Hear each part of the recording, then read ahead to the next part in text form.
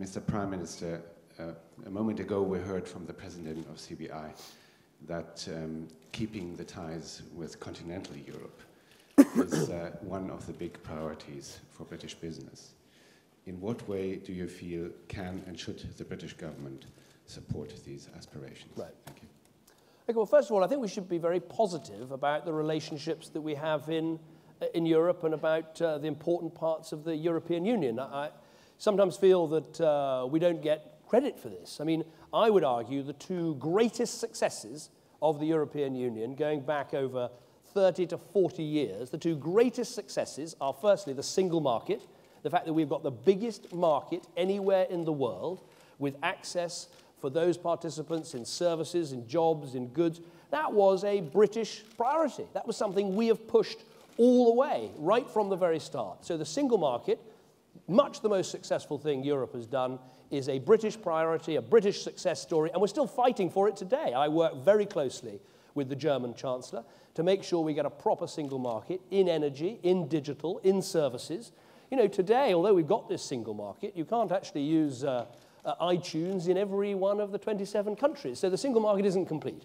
Second greatest success story for Europe has been the enlargement of the European Union, including the countries of Southern and Eastern and Central Europe. This has helped to spread prosperity, helped to enhance and entrench democracy, helped to keep peace and stability. Again, it's been a British priority.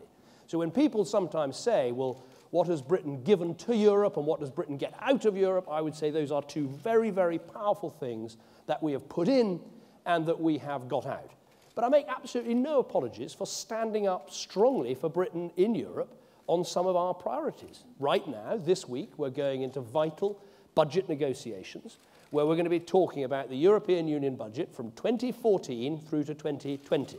Now, as you've just heard from me, back here in the UK, I've frozen some benefits, I've frozen some people's pay, I've cut some central budgets by 30%, I've had to cut things like the police budget by 20%. And it's simply not credible to go to Europe and say, well, we've made all these difficult decisions at home, but when it comes to the European budget, we're going to see it go up and up and up. That is not credible.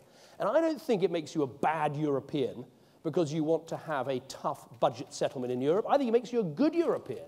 I feel I've got the people of Europe on my side in arguing that we should stop endlessly picking their pockets and spending more and more money through the EU budget, particularly when so many parts of the EU budget are not well spent.